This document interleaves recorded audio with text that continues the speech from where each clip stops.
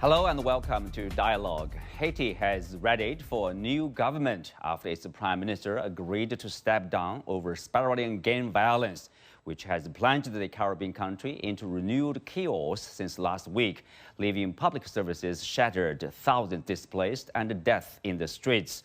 What led to the chaos? How is the gang problem in Haiti associated with the U.S.? And what's the prospect of restoring law and order in the country? Join us for our discussion today, live from Beijing. I'm Xu Qinduo.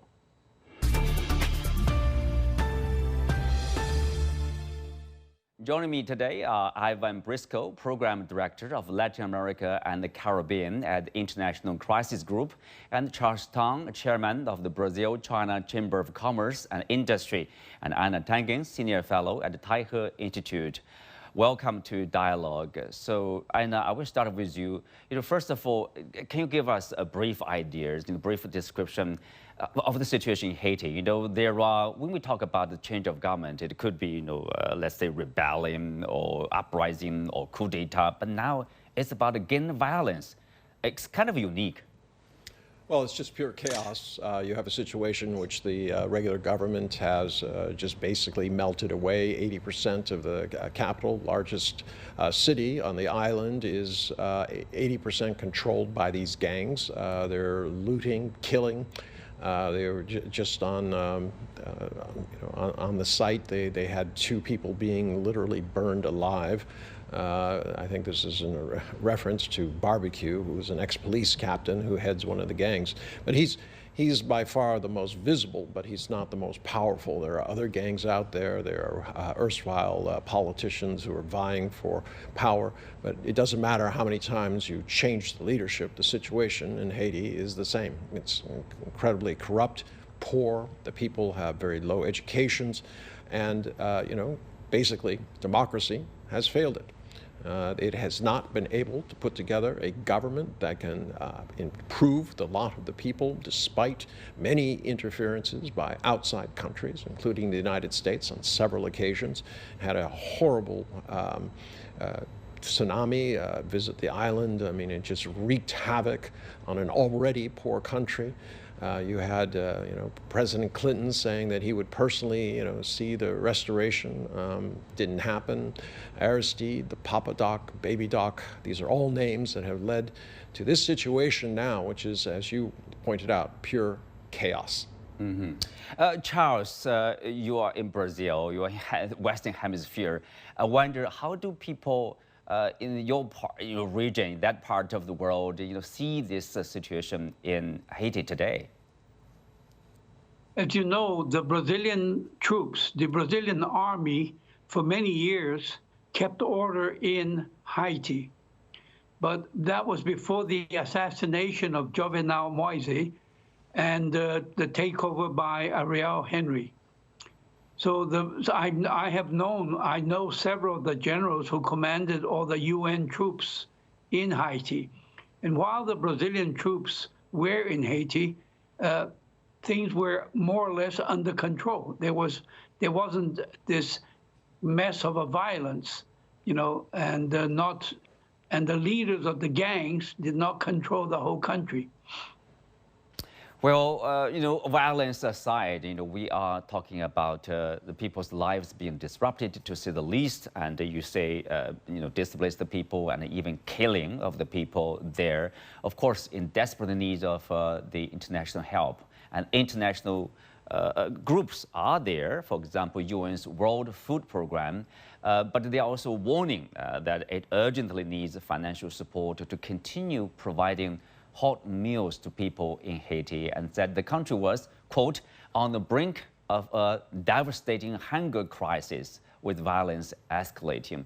Ivan, how have international aid groups been handling this crisis so far? What are the challenges for them? Well, there are enormous challenges in providing humanitarian aid in a context where the gangs are exerting so much control over communities. It's the gang-affected communities where people lack access to health clinics, perhaps lack the food that they need. Remember that half of the Haitian population is considered food insecure at the moment.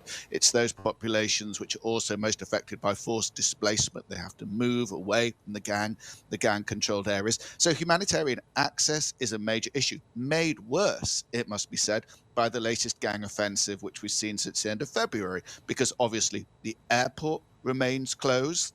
There seems to be some progress recently in the last few days in the police effort to restore control over the port, but that remains uncertain. Obviously, the gangs have exerted a lot of influence and control over the main highways in the country over recent months and years. And so getting humanitarian relief into the country is a first issue. The second issue is obviously distributing it to the most violent areas. And the third issue is having enough resources to cover the needs that Haiti has, because one major problem over the last few years has been the failure of the international community to provide sufficient funding for Haiti's humanitarian relief operations. Mm-hmm. Well, Ivan, of course, you mentioned about the attack in last week, for example, the international airport and also the main port, and also many police stations were also attacked. So what are they, vying for? So for the gang leadership, for the gangs, what are they pursuing in this country? Well, I mean, the gangs are, a phenomenon which have been nurtured and created and developed over years. They haven't just come out of nowhere, but there's no doubt that since the assassination in 2001 of the President Jovenel Moïse, their power has increased greatly, hand in hand with the decomposition of the political system and the weakening of a legitimate democratic authority in the country. Because, of course, there have been no elections in Haiti since 2016. And Ariel Henry, who has tendered his resignation, came to power basically with the support of the international community following the assassination of Moïse. So the gangs have come into this, to an extent, vacuum, and have been gaining power because of their ability, obviously, to use violence and distribute income to poor communities. So they take on more recruits. And what are their demands then? I mean, their criminal income is through kidnapping, extortion, and other rackets. But their demands seem to have evolved in recent years. They're no longer so dependent on a few political patrons or business patrons. They seem to be assuming a degree of political protagonism they didn't have before. Now, of course, your earlier commentator observed that Cherizier, Jimmy Cherizier, Barbecue, is not the only major gang leader, and perhaps not the most powerful, but he's the one with the highest profile in the media at the moment. And he has said he opposed Henry. He opposes the new efforts to form a presidential council of transition and a new government on the basis of that. And he represents his people. But we don't fully understand any political program that they have to offer. For the moment, it's almost unthinkable that they would be brought into the formation of a new government, because these seem to be purely violent, illicit, criminal organizations. But the point is that they have a power to veto and a power to sabotage any other plans which may be put in place. Mm-hmm. Well, Einar, obviously the latest development is that Kenya President William Ruto said, he had talked to the U.S. that Kenya would lead a multinational mission to tackle this violence in Haiti. Once a presidential council was set up, he had already announced, Kenya was putting a hold on plans to send police to the gang-ridden country. So now we have a country from Africa, Kenya here. So to deal with the problem in Haiti, tell us where, why Kenya is involved here. Well, part of it is profile. I mean, part of it is concern. But I mean, the logistic of shipping that number of people there who could be effective at taking control is quite something. It's a country that has prison space for 1,200, but they have 5,000 people in prison. The situation is just horrific. This idea that we'll come in once there's a presidential council, I don't know how you set one up. There's no legitimacy anywhere. I don't know why there was no international backing for the president who just resigned. It just seems odd that people just said, oh, well, whatever, he can resign. He was the only legitimate power.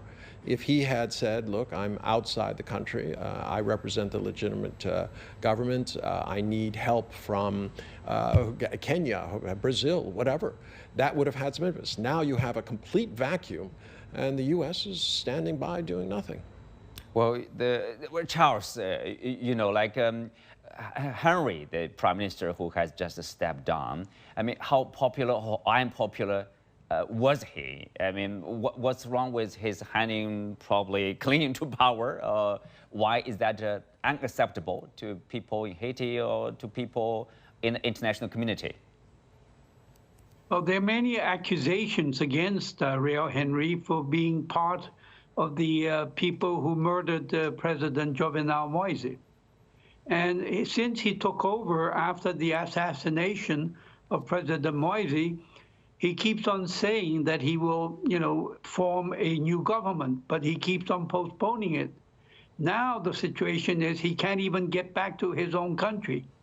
So I think that before any political measures can be taken, I think the country needs a military intervention to create a minimum of law and order so that the political process can take place. Most of the politicians have fled the country, and the gang leaders have political aspirations. But I think that, first we have to create a minimum level of law and order in order for the political process to be able to continue. Like I said, the Brazilian army under the UN occupied or were in Haiti for many years. In fact, I know General Santos Cruz, who was a minister in the last government of Brazil. He was the commanding officer of the Brazilian troops under the UN in Haiti. And during the Brazilian army's involvement, there was law and order, and it was under President Jovenel Moise. So I think that we can't talk about implementing political process when the politicians are outside the country and the gangs are ruling everything. Mm-hmm. A very challenging situation, obviously, there. Ivan, I mean, if we talk about Haiti, people probably remember this, earthquake, tsunami, and also the assassination of a former president, as we talked about. But if you, search the root causes of this violence, how far can we go back? Where is it from, including probably the paralysis of the political structure in this country? We can go back a very long way indeed, to be honest with you. You can go back to the Haitian slave rebellion, the liberation of Haiti at the start of the 19th century, the heroic, before other countries in Latin America, before Simon Bolivar was clearing the Spaniards out of Latin America, Haiti was doing its own rebellion and uprising with the French, of course, but it paid the price for that. And of course, there have been a lot of analysis recently looking into how much Haiti had to pay reparations, particularly to France, to the former slave owners for having liberated the slaves. The estimated value of that by the economist Thomas Piketty is a total of $28 billion paid by Haiti, largely to the French. It's a huge historical injustice which has been done to Haiti, which impeded the formation of a modern state, impeded the formation of a modern economy, and prolonged the poverty in that country. And those last payments for the slaves which were freed, as it were continuing into the 20th century, has to be said. Yes, Haiti has then, in the 20th century, suffered a series of foreign interventions, extensive US military interventions, peacekeeping operations, other forms of operations. It's moved into dictatorship under the Duvalier, it moved into democracy, it's had natural disasters. There's a lot which has gone on there. But, I mean, we have to deal with what we have. We have to look at the possibilities at the moment and hope that, first and foremost, now, the different political parties of Haiti can at least get together in the national interest rather than in their private vested interests, in their party's interests, and come together and form this presidential council, which we're talking about, which is the way out of this immediate crisis, if you like.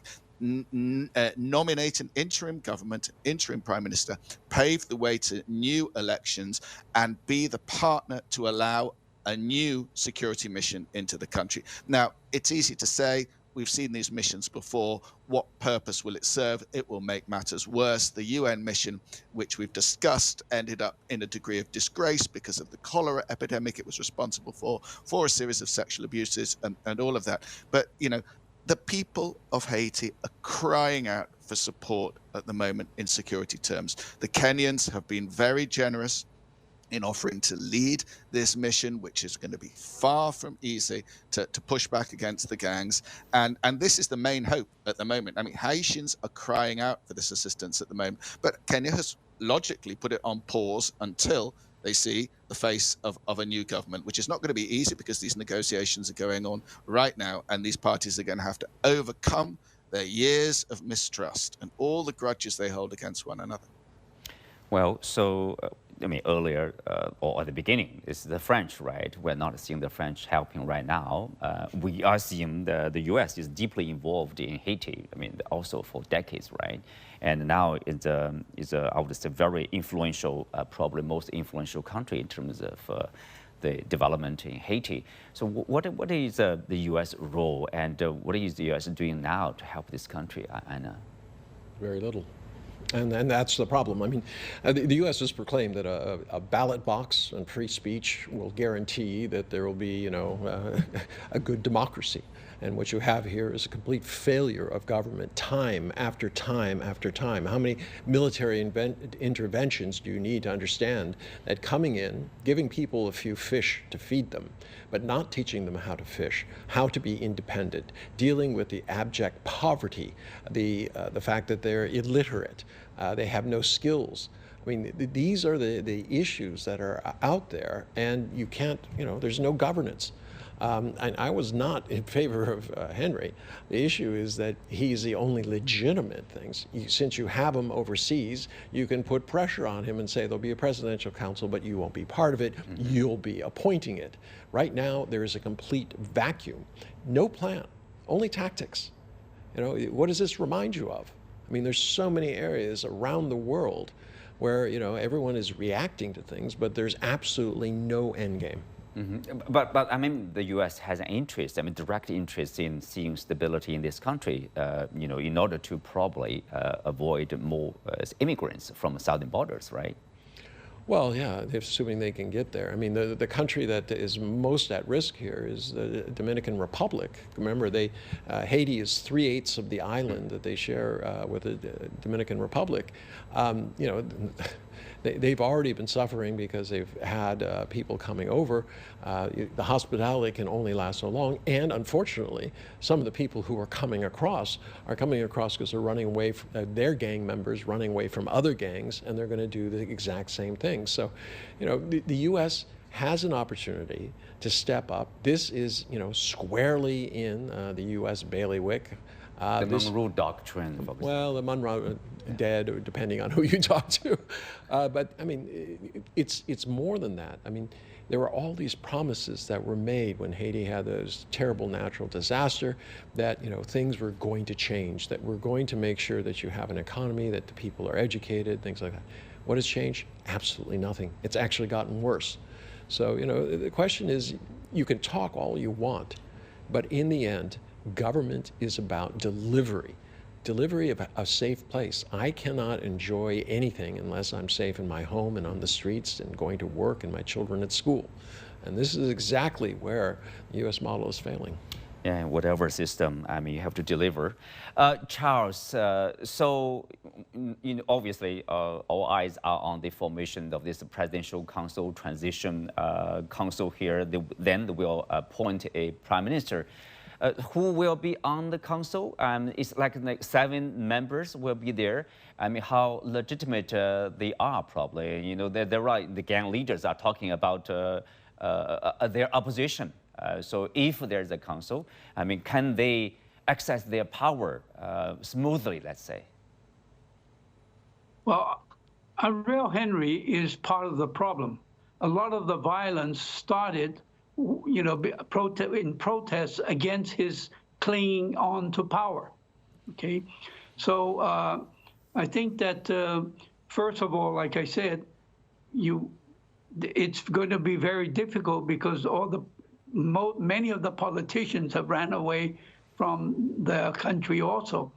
Now, to form a presidential council, of course, the only person that is still the prime minister, although he resigned, is Ariel Henry. But again, he's part of the problem.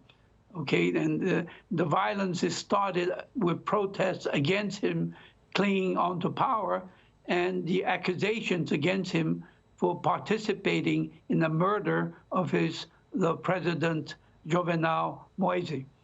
So I think that we have a complicated situation. On the one hand, the peacekeeping forces are waiting for a new presidential council, and the only person that can really form the presidential council is really the person who wants to cling on to power and responsible for the initiation of all the violence.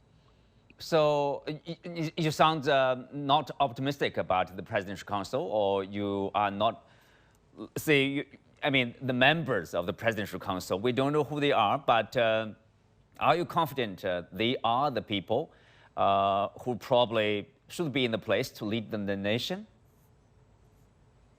Well, I think that Haiti must form a presidential council in order to have the UN troops come in and create a minimum level of law and order in order to start salvaging the country from the present situation. And of course, the gang leaders who have aspirations, political aspirations, should not be participating in this council. However, today they control the country. Okay, Ivan, the question for you. Like they control, the gang leaders, they control 80% of the capital city, Port-au-Prince. And they will not be part of the presidential council, and that's why probably they are against this presidential council. So if there's one, council formed, but can they exercise their power, as expected? Look, there are 2 tracks going on here. There are 2 tracks which need to be successful for Haiti to stabilize in the near future. One is the political track, and you're right, the gangs weren't, strictly speaking, invited to join the presidential council. That said, there was a post offered to a political leader who has got good ties indirectly to certain gangs, it would seem.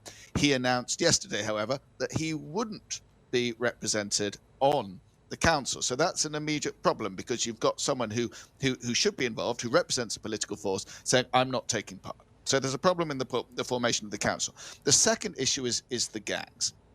Now, the gangs are spoilers, violent criminals who brought terrible conditions to many people's lives in Haiti. They can't be given a position in government. They can't be trusted with any levers of state power, and they would be utterly rejected, of course, by the Caribbean region, by the United States, Canada, and many others. But, at some stage, if there is a security mission which arrives with Kenyan leadership, with support from other countries, at some stage there has to be a strategy to deal with these gangs. Now, you can project strength. You can show that you have armored personnel carriers, air power, and you can try and convince the gangs that they can't fight back. They don't have the weaponry or personnel at their disposal to fight back. And ideally, that would induce the gangs to consider some form of demobilization, some form of negotiations leading to the end of their violence. Now, this isn't, of course, unprecedented. This is precisely what the Brazilians did when they led the UN peacekeeping mission over a decade ago, with some success in certain areas. Now, gangs have got a lot richer, they're better armed, they are more autonomous than they were before. It will be more difficult, but there's no other way. I don't think they have so many people at their disposal. Prisons, because they were overpopulated. Obviously, 4,000 prisoners are reported to have run away from the jails a few weeks ago, but they're still rather overpopulated. Prison is not an option for all these people. I mean, the criminal groups, to a large extent, control prisons, as they do in certain other countries in the region. So there has to be some way out. Now, that is looking a bit far down the road at the moment, because the immediate priority, as I said, is to get a new government in power, turn the page on the Henri government. And to be honest, Henri never had legitimacy in his origin and had become extremely unpopular in the country, rejected by a majority of the political factions. So moving on from Henri to a more legitimate government, if possible, and then getting the security mission in and securing control over the port, over the airport, over the main public buildings, over the highways. That will at least bring a bit of peace and tranquility to Haitians' lives. And then the really fiendish question of what is the strategy to curb the gangs without going in there and carrying out a huge, bloody military crackdown with few guarantees of success and lots of risks of collateral damage and bloodshed, which really would not be in Haiti's interest at the moment. To avoid that outcome, it's essential that there is deep thinking into how to bring about peace in a realistic way. Mm-hmm. Einar, you disagree with in terms of the disarming the gang groups there?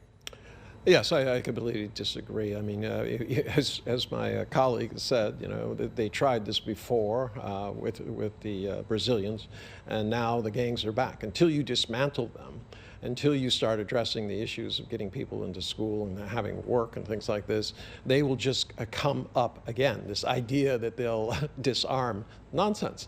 It's the only way they can make it a livelihood. They're going to give up everything that they have for what? No one's offering them anything. People are there around the world are looking. There was Venezuela, and very few people talk about it. But they had a very tough guy come in. He put everybody who was in gangs in jail. He didn't care how they got there. But right now, Venezuela moved from being the most dangerous, highest murder rate in South America to now being the lowest. I'm afraid to say it, but there has to be some strong action taken. Right now, the Haitian people are being abused, killed, looted, raped. What worse can happen at this point? This idea that you're going to coddle these gangs and that they're somehow going to be nice, I think that's extremely naive. Mm-hmm. Finally, Charles, there's a Haitian historian, Georges Michel, said this presidential council must pacify the country. If they can't, they'll be overthrown after 4 months. With 7 members, they'll likely end up fighting amongst themselves. What's your take on that? Charles? Yes, I think that it's like the gangs will not disappear, melt away voluntarily and give up everything that they have conquered so far, okay? I think that the council, presidential council, when it's formed, will have a very, very tough situation.